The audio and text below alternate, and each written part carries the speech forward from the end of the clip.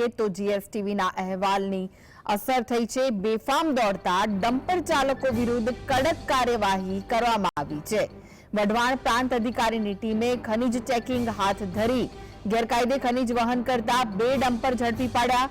પ્રાંત અધિકારી ટીમના અનિરુદ્ધસિંહ ચાવડા, પ્રતાપસિંહ ડોડિયા સહિતના ધરમતલાવ પાસે વોચ ગોઠવતા ડમ્પરો ઝડપી પાડવામાં આવ્યા।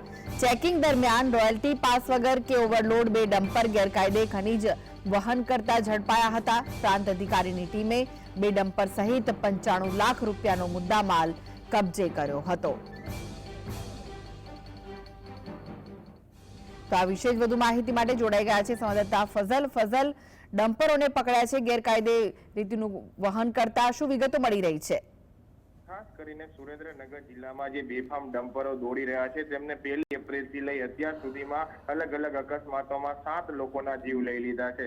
જે અહેવાલ જીએસટીવી દ્વારા પ્રસારિત કરવામાં આવતા સુરેન્દ્રનગર વહીવટી તંત્ર છે તે હાલ સફાળું જાગ્યું છે।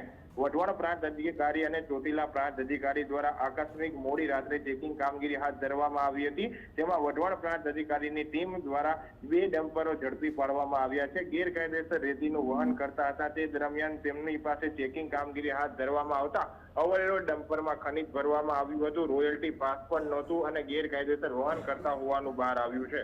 પ્રાંત અધિકારીની ટીમો દ્વારા 2 ડમ્પર ઝડપી પાડી કુલ 95 લાખનો મુદ્દામાલ જપ્ત કરવામાં આવ્યો છે। બીજી તરફ ચોટીલા વિસ્તારમાં પણ ચેકિંગ દરમિયાન કામગીરી કરતા 3 જેટલા ડમ્પરો સીઝ કરવામાં આવ્યા છે અને ખનીજ માફિયાઓ સામે પગલાં ભરવામાં આવ્યા છે।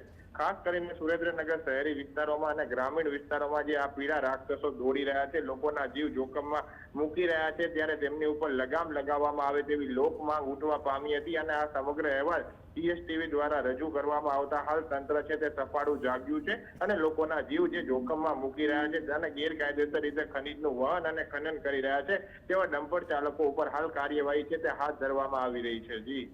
જી આભાર માહિતી આપવા માટે ફઝલ।